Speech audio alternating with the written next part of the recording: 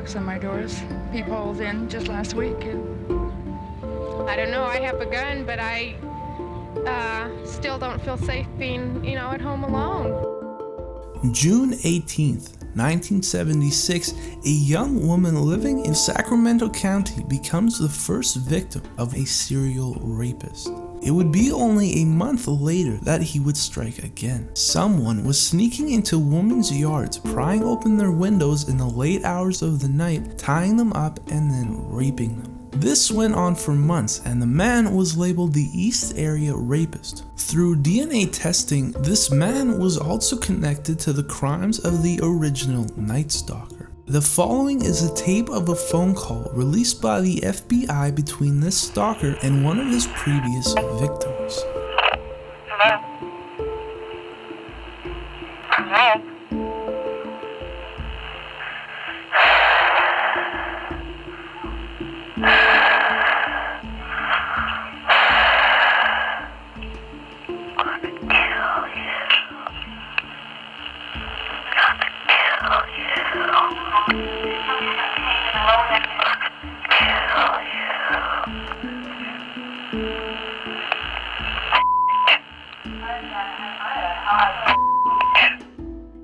On February 2nd, 1978, a couple were walking their dog before they were chased down and shot to death. It is speculated that the couple saw him and he killed them to conceal his identity. He was now more than a rapist, he was also a killer, the Golden State Killer. He would tear victims' homes apart and bind his victim with a particular knot. When attacking a couple, he forced the husband to his knees, placing a glass plate on his back, threatening the men if he heard the plate fall from the next door room where he would rape their wife, he would come back and kill them. This sadistic man thrived on watching his victims suffer. One couple was beat to death using wood from their own fireplace. For 10 years, this killer terrorized California, burglarizing over 120 homes, killing 12, and raping another 45 people. He was known to keep souvenirs from victims, like wedding rings, IDs, and small coins. In 1986, he vanished. Nothing. A man with no identity was gone. Today, it's been over 4 decades since one of California's most prolific serial killers started his terrorizing rampage. In 2016, the FBI launched a countrywide campaign offering a $50,000 reward.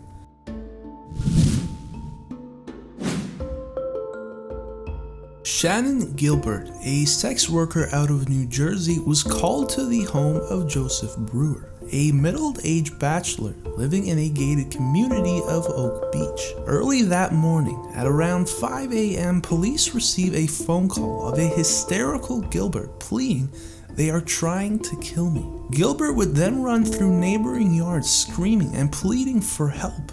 Then, she was gone. Gilbert's client that night claims that no one was actually trying to kill her. She simply freaked out and then proceeded to run out of the home, but he doesn't know why. She did have a history of drugs and had a known mental illness. Police believe the client was innocent and that Gilbert may have experienced hallucinations by drugs. However, the investigation into her disappearance led to an extraordinary discovery. It was a body wrapped in burlap found on Gilgo Beach. Over the following days, the remains of 3 more young women were found dumped near Oak Beach. Each body was found wrapped in burlap, around 500 feet from each other. These 4 women vanished in a time period of just 3 years, from July of 2007 to June of 2010. This now marked 4 bodies that had been found. Gilbert was still missing.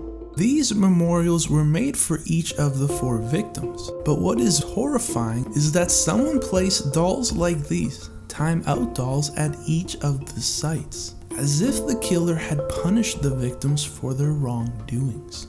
In March of 2011, police get another shock. They find the remains of another 6 bodies, of which only 1 has been identified today. This now marked 10 bodies, and it would be over 19 months since she went missing before Shannan Gilbert was eventually found. It is not believed that she had been murdered or that she had been related to the other 10 bodies, but to date, no arrests have been made. It has been over 6 years.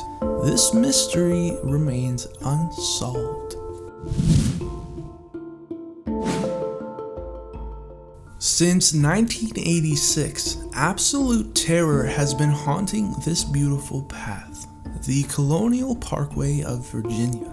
Lovers Kathleen Thomas and Rebecca Dowski left a group of friends at a computer lab on October 9th. Like many in the LGBTQ community at this time, the couple often kept their relationship a secret. On this night, the two would find privacy on Colonial Parkway. This was the last time they would be heard of. 3 days later, a jogger finds a white Honda Civic belonging to Thomas, with both women brutally murdered inside. The driver's window was rolled down, and her wallet had been taken out, as though she had been stopped by police. The following year, only 20 miles away, David Nobling and Robin Edwards disappeared as well. Their vehicle was found with the keys in the ignition and the radio on. Similarly, Nobling's wallet was on the dash, and the driver's side door was open. It would be 3 days before their bodies would wash up on the shores of the James River. Police believe that someone approached their car and asked them to get out before forcing them to walk down to the river where they would be executed. Then again, in April of 1988, this time Cassandra Haley and Richard Call would go missing while on a date. The next day, Call's car was found on the Colonial Parkway by his father on his way to work, and again, the driver's side door was open and the keys were in the ignition. His father brushed it off, believing that he had been with friends the night before, so he left. But 2 hours later, terrifyingly, rangers reported the same car, but this time, someone had placed items belonging to the victims in the back seat, something the father reported he had not seen only 2 hours before. Their bodies have never been found. It was 18 months before Anna Phelps and Daniel Lauer went missing. Lauer's 1973 Chevrolet Nova was found, but this time was different. The car appeared to have been abandoned purposefully. All items were left in the car aside from one blanket. It would be over a month before their bodies were found, covered with this same missing blanket. It is believed that the killer used Lauer's car to dump the bodies in the woods. These cases were all very similar. These crimes gave this killer a sense of authority. He was able to surprise, control, and punish those he believed to be wrongdoers. The case to date remains unsolved, with no arrest having been made.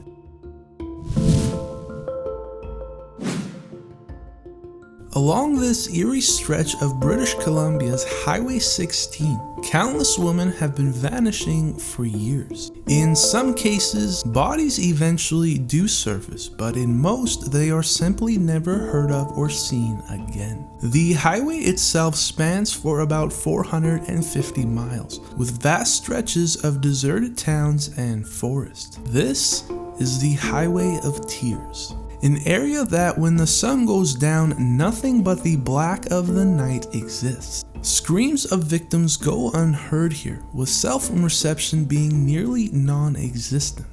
A serial killer's dream.